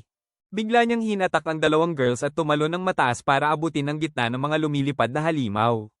Nagreklamo ang mga girls na tatawagan daw nila ang pulis sa kanya, pero sinabi ni Koji na dapat nilang ipalipad ang mga halimaw sa paligid gamit ang malawak na magic. Sa wakas, naisipan ng mga girls ang plano niya at ginamit ang kanilang mga atake para patayin ang napakaraming halimaw sabay-sabay. Pagkatapos, bumagsak si Koji sa lupa at agad na ibinaba ang mga ito matapos niyang gamitin sila at sumigaw ang mga girls sa kanya, sinabing dapat ay tinreat niya sila sa dinner bago siya humawak sa kanila. Nasa syudad na, ang mga adventurer ay halos umaalis na kasi iniisip nilang doomed na ang lugar. Pero biglang dumating si Alice para humingi ng tulong. Maya-maya, umaga na at kahit na nakipaglaban sila buong gabi, napagtanto ni Koji na sobrang dami ng mga halimaw sa labas. Napansin niya na ang mga kaibigan niya ay nasa hangganan na ng kanilang lakas, kaya sinabi niya sa kanila na itigil na ang laban kasi hindi na nila kaya. Pero walang nakinig sa kanya at tinanong ni Taka kung gusto ba ni Koji na tumakas sila habang siya na lang ang lalaban hanggang sa huli. Si Kana ay sumang-ayon din sa kanya at si Koji ay nagsimula ng magpanik kasi hindi niya alam kung paano iligtas ang lahat. Bigla, narinig niya ang boses ni Alice, sinasabing okay lang dahil may dala siyang army ng mga adventurers sa likod ng kanyang mga sigaw at nagmamadali siyang lumusong para protektahan ang kanilang mahal na lungsod. Habang ipinapaliwanag ni Alice kung paano niya sila nadala, una, dinala niya sila sa gate ng lungsod at nagpanik ang mga adventurer nang makita nila ang maraming high-level monsters. Akala nila wala na silang pag-asa, pero nang tumingin sila kay Koji at sa iba pang hindi sumuko, nagbago ang ihip ng hangin. Isang-isa, nakuha nilang muli ang tapang para ipagtanggol ang syudad at sa huli, nagdesisyon silang lahat na lumaban. Sinabi ni Alice kay Koji na binigyan niya ng lakas ng loob ang lahat at pumayag si Kana na sinabing hindi niya akalain na ang isang taga-baryo ay makakapagbigay inspirasyon sa napakaraming tao. Nagsimula nang tumawa si Rex sa sobrang galing ni Koji at tiyak na mananalo na sila sa laban na ito. Pero, ibinibigay ni Koji ang kredito kay Alice na nagsabing tumakbo siya sa mga adventurer dahil gusto niyang gumawa ng isang bagay. Dahil dito, inanunsyo niya na hindi na sila lumalaban para lang pigilan ang mga halimaw kundi para manalo. Sinabi niya sa lahat na itigil na ang pag-aalinlangan at ipakita sa mga halimaw ang tunay na laban. Masaya namang sumang-ayon ang lahat pero pagkatapos ng ilang oras ng laban, pagod na at sugatan na ang mga adventurer. Pati ang bida natin, hirap na sa pagtayo. Sinalubong ni Alice, Kana, at Tina si Rex na may daladalang mga potion mula sa syudad. Pero sinabi ni Rex na sobra na ang nagamit niyang potion at wala na itong epekto sa kanya. Tumayo siya para makipaglaban ulit, sinabing hindi siya pwedeng sumuko dahil siya ang bida. Sabi ni Kana sa kanya na kahit bida siya, hindi ibig sabihin ay hindi siya pwedeng magpahinga kapag ubos na siya. Tinanong siya ni Rex kung kaya ba niyang sabihin ng parehong bagay tungkol kay Koji na hindi pa nag-break mula nang magsimula ang laban. Well, sinira ni Tina ang ilusyon para kay Rex at sinabing si Koji ay talagang kumukuha ng power nap o dalawa tuwing kailangan niya kasi may skill siya na nagpapahintulot sa kanya na makabawi ng hindi gumagamit ng items. Dito, naisip ni Rex na talagang nagtitiwala si Koji sa mga kasama niya, kaya nagdesisyon siyang gayahin ito at inilagay ang kanyang espada sa kanyang balikat. Nagsimula siyang magsalita kung gaano ka-remarkable si Koji, kahit na hindi pa niya isinasama ang katotohanang kulang siya sa common sense na naglilimita sa kaya ng ibang tao. Pagkatapos, dumating si Parna doon para sa potion at sinabi na kung kakampi si Koji sa mga demonyo, magiging pinakamalaking banta siya sa mga tao. Di nagtagal, dumating din sina Taka at Meno para magpahinga, pero umaasa sila na hindi na magtatagal ang laban dahil napatay na nila ang 70% ng mga halimaw. Nakita ni Parna sina Alice at Meno na magkasama at sinubukan niyang patayin silang dalawa, pero biglang sumulpot si Taka sa likod niya at binalaan siya sa mga magiging resulta kung gagawa siya ng anuman. Bigla, narinig ng lahat ang isang boses sa kanilang isipan na nagsasabing hindi sumusunod ang laban sa script na gusto nila. Ang sumunod na narinig ng lahat ay malalakas na tunog ng metal habang isang napakalaking golem ang papalapit sa kanila, at nagdulot iyon ng takot sa lahat. Walang may ideya kung anong klaseng kaaway ang kaharap nila, kaya't naniniwala sina Taka at Rex na mas mabuting umatras na lang.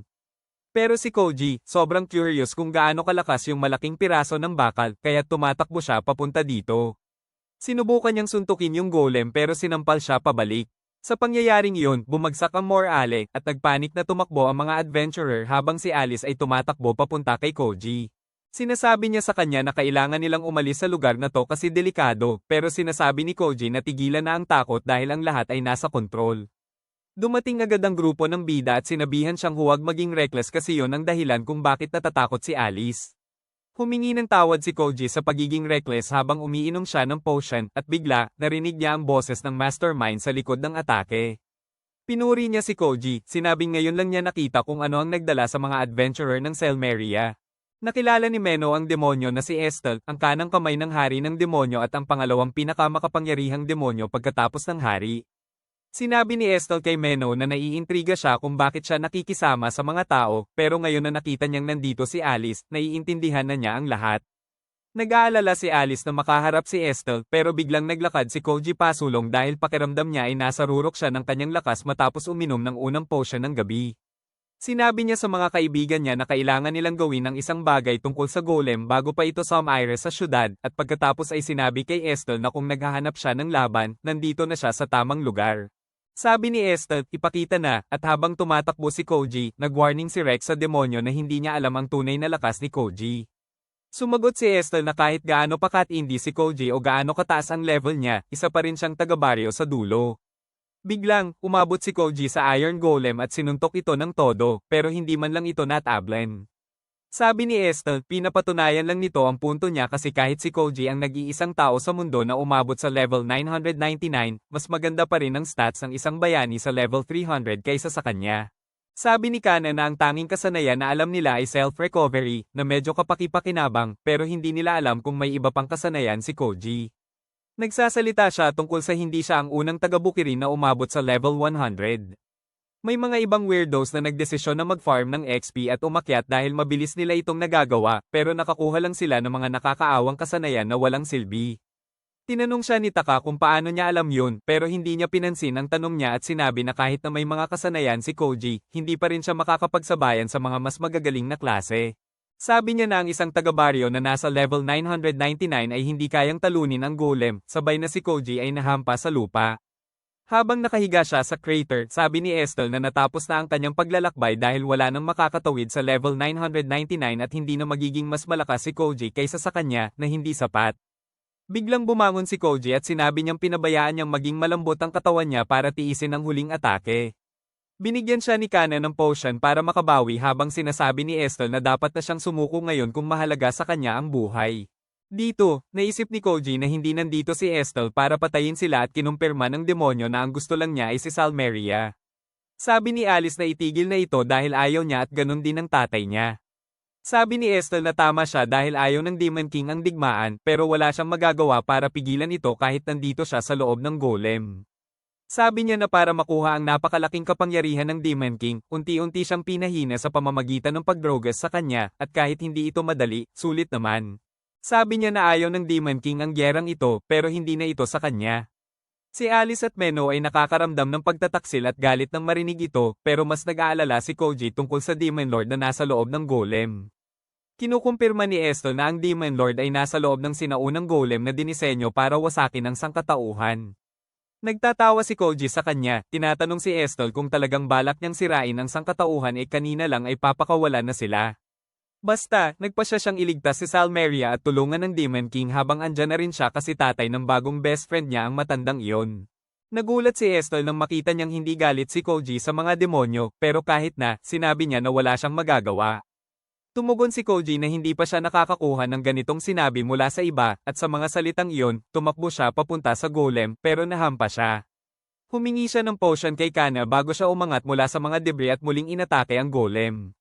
Paulit-ulit siyang nabubugbog, pero hindi siya huminto at nagsimulang mag-isip si Estel na may mali sa kanya. Bigla na lang, bumilis at lumakas si Koji, at naisip niyang tamaan ang golem ng sapat para mawalan ito ng balanse. Nagbigay siya ng sunod-sunod na sipa para mapabagsak ito, pero nakabawi ang golem at itinaboy siya. Nagtakbuhan ng mga kaibigan ni Koji papunta sa kanya habang nagtataka si Estel kung anong kakayahan ang ginamit niya para lumakas sa gitna ng laban. Sumagot si Koji na effort lang yun, na ikinagulat ng demonyo. Nang sumunod na sandali, dumating ang mga kaibigan niya at sinabihan siyang huminto bago pa siya mapahamak. Sabi ni Tina, hindi na nakakatulong ang mga potion sa kanya, at sinabi ni Koji na kailangan lang niya ng kaunting pahinga para makabalik sa laban. Bigla, lumapit si Parna sa kanya at ginamitan siya ng healing magic na ikinagulat ni Koji kasi akala niya puro atake lang ang trip ni Parna. Tinanong siya ni Parna kung bakit siya sobrang lumalaban at kung bakit hindi niya kin-hatred ang mga demonyo. Nagsimula si Koji sa kwento niya sa pagsasabi na pinatay ng isang halimaw ang tatay niya pero sinabi ni Taka na nasabi na niya yan sa lahat kaya pwede na siyang dumiretso. Sabi ni Koji, nag-umpisa siyang magtanong kung bakit ang mga tagabayan ay sobrang mahina. Nagdesisyon siyang labanan ng kapalaran niya, pero habang umuusad siya, nagtanong siya kung bakit nga ba naka-assign ang mga papel sa kanila. Gusto niyang malaman kung bakit ang mga halimaw ay nagiging pera pag natalo, at pinaka-importante, gusto niyang malaman tungkol sa status window. Hindi niya naiintindihan kung bakit may sistema sila na nagpapahintulot sa kanila na umangat at lumakas tuwing natalo nila ang mga halimaw. Sumagot si Rex na ganito lang talaga ang takbo ng mundo at si Koji ang susunod. Sinabi niyang unti-unti na siyang nakakaintindi matapos patayin ng mga bandido ang kanyang ina.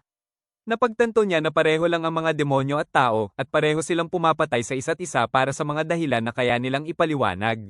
Para sa mga tao, sobrang dali lang talunin ng mga halimaw at kumita habang ginagawa yon, at sobrang convenient na walang nagdududa sa sistema na nagtalaga sa kanila ng mga papel at nagdesisyon para sa buhay nila.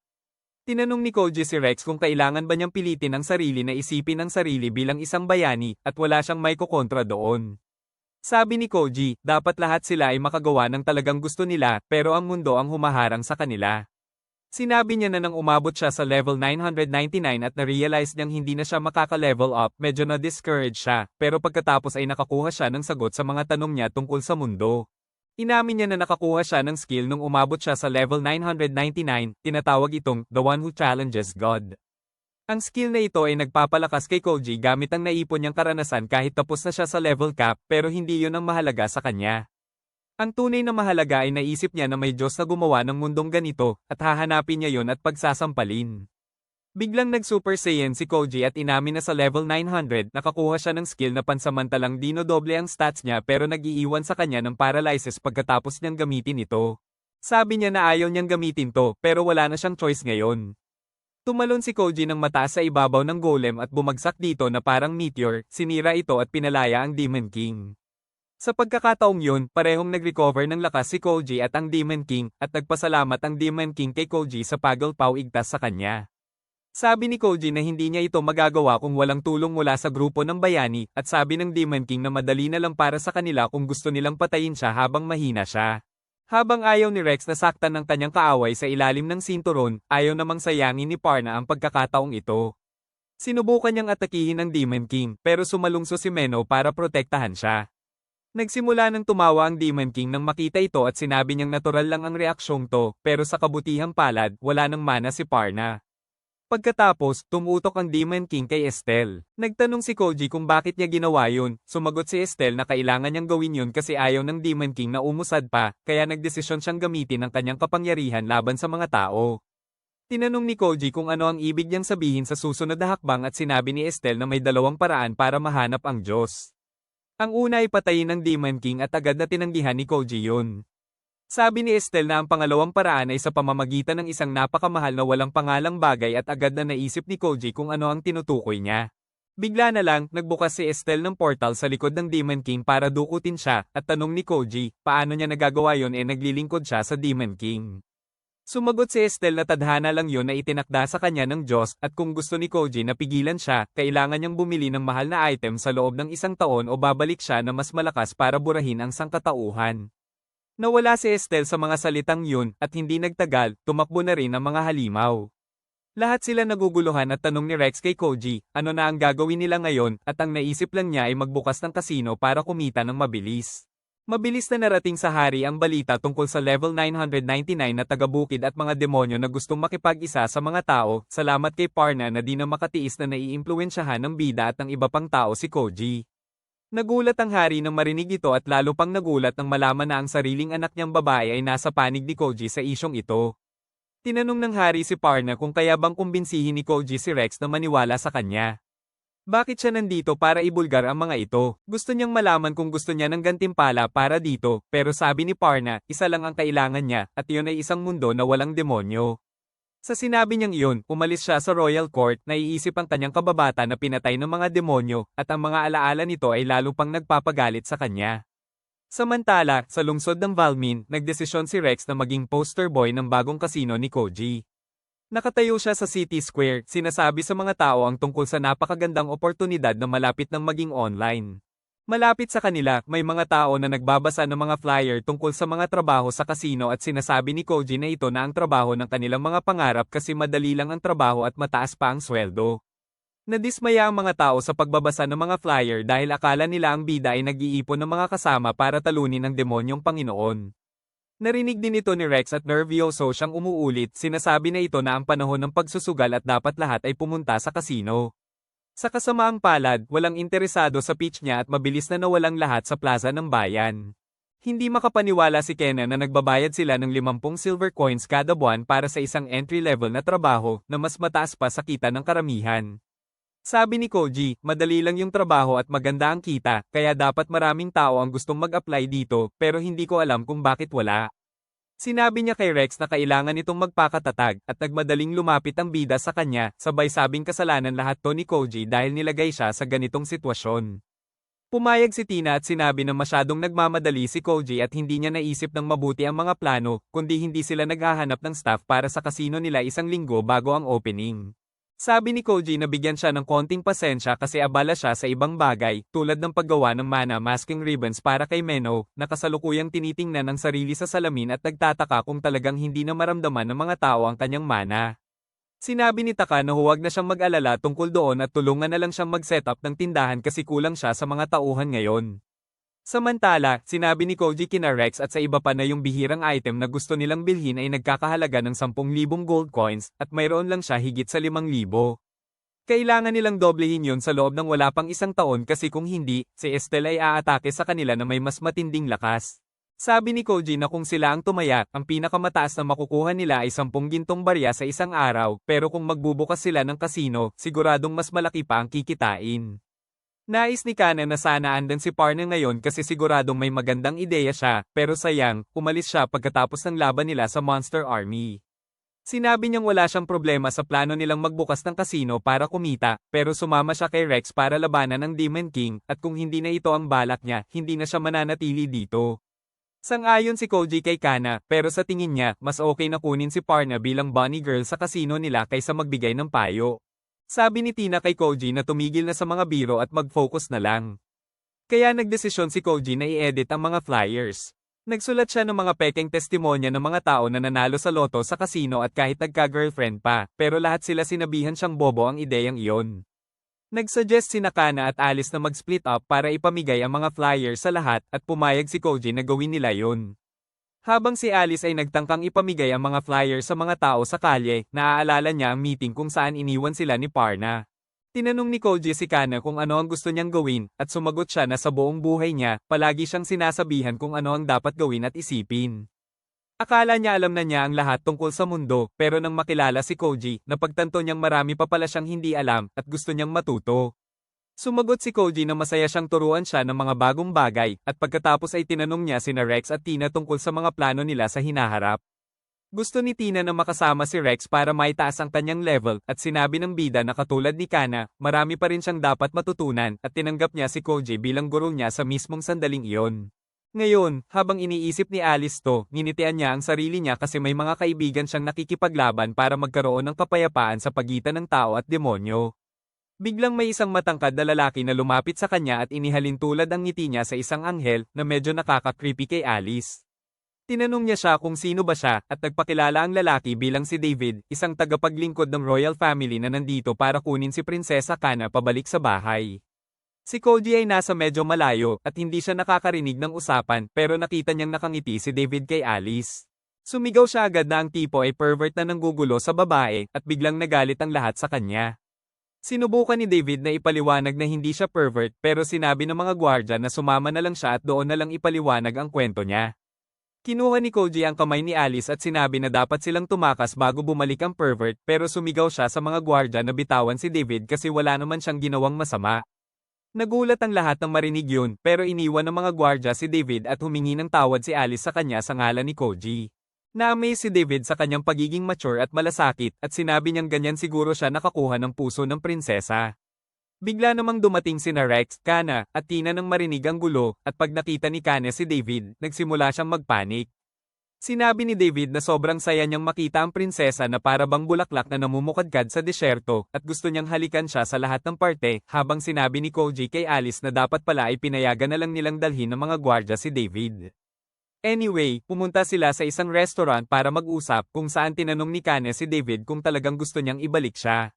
Sinasabi niya na may direktang utos siya mula sa hari na ibalik ang prinsesa at ang kanyang grupo para malaman kung bakit nila pinili na talikuran ang kanilang pangangaso sa demonyong Panginoon. Sinabi ni David na alam na ng hari ang tungkol sa taga-baryo na nagbago ng isip at ang demonyang prinsesa, pero gusto pa rin niyang marinig ito mula sa kanila. Tumanggi si Kana na bumalik, sinasabi na patuloy pa rin siyang nagtatrabaho kasama sina Rex at Tina para talunin ang mga halimaw at maging mas malakas. Idineklara niya na balak pa rin niyang gampanan ang kanyang tungkulin bilang matalino upang protektahan ang sangkatauhan, at para dito, kailangan niyang manatili rito at matuto mula kay Koji. Pinuri ni David ang kanyang determinasyon na gawin ang kanyang makakaya sa kahit anong sitwasyon at pagkatapos ay humarap siya kay Koji. Sabi niya, narinig niya ang mga kwento kung paano siya ang MVP sa laban-laban sa mga halimaw sa Silmeria, pero hindi siya makapaniwala na isa lang siyang tagabayan hanggang sa magtagpo sila. Tinanong ni David siya kung sobrang lakas niya, bakit hindi niya kaya talunin ang hari ng mga demonyo mag-isa, at biglang nagalit si Koji sa kanya. Sabi niya, hindi maihahambing ang isang tagabayan sa isang katulad ng hari ng mga demonyo. Sinasabi niya na nanalo siya sa laban kay Estelle dahil sa mga potion at tulong ng mga kaibigan niya, pero kung makakalaban siya sa Demon King, patay na siya. Sabi ni Koji na gusto niyang talunin ng Demon King kagaya ng ibang tao, kaya tumutulong siya kay Rex at sa iba pa, at mukhang naniwala si David sa kwentong ito. Sinabi niya na kung ayaw nilang pumunta sa capital, may utos siya na dito lang siya at magbabantay sa kanila. Medyo kinakabahan ang lahat na magkakaroon sila ng surveillance mula ngayon, pero wala silang magagawa. Tinanong ni David si Koji kung naghahanap siya ng mga manggagawa, at nang mabasa niya ang mga pahayag, sinabi niyang siya na ang bahala dito. Kinabukasan, isang napakalaking tao ang dumagsa para mag-sign up sa trabaho sa casino, kasi nag-adjust si David sa flyer para ipakita ang flexible na oras ng trabaho at seguridad sa trabaho. Nang sandaling iyon, dumating si Taka para kausapin si Koji at ipinakilala niya siya kay David.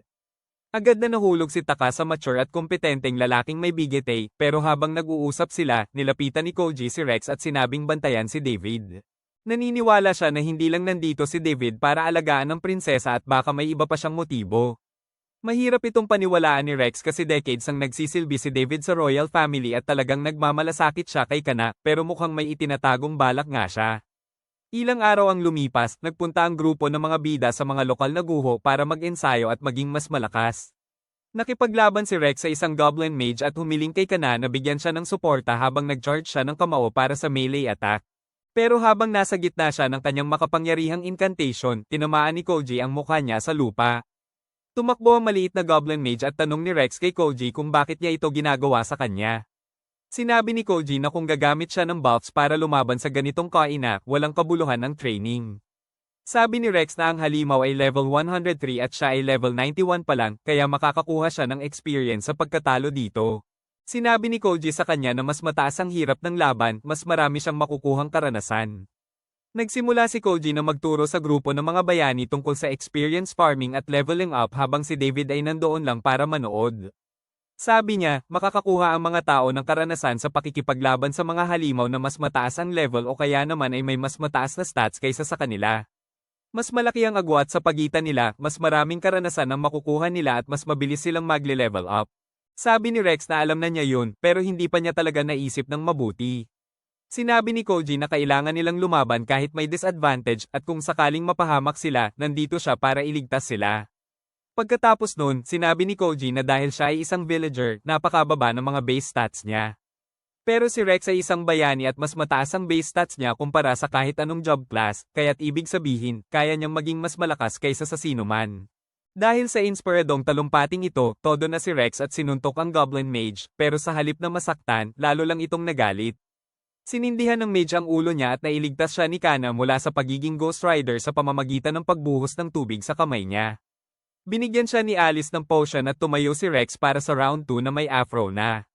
Sinabi ni Koji sa kanya na hindi niya kayang talunin ang mga halimaw sa isang suntok kaya kailangang magpatuloy siya sa pagsubok. Sige, subukan ni Rex at natamba na naman pero ngayon may spiky hairstyle na siya. Tinutulungan siya ni Kana habang tinatanong si Koji kung sigurado ba siyang mas mabuti na mag-focus siya sa pag-heal kesa sa pakikipaglaban. Sabi ni Koji, oo, dahil hindi pa siya nahihirapan sa pag-level up, kailangan niyang pagbutihin ang kanyang healing skills. Sabi ni Kana, 3 level lang ang nakuha niya sa nakaraang 2 buwan, kaya parang kulang na kulang pa siya. Biglang umakyat si David at sinabi niyang sinisikap ni Koji na panatilihing ligtas si Kana kasi hindi naman dapat lumaban ng mga sage at priest sa frontline. Sumasang-ayon si Koji na sinabing dahil babae si Kana, ayaw niyang masaktan o matakot siya sa pakikipaglaban sa mga halimaw.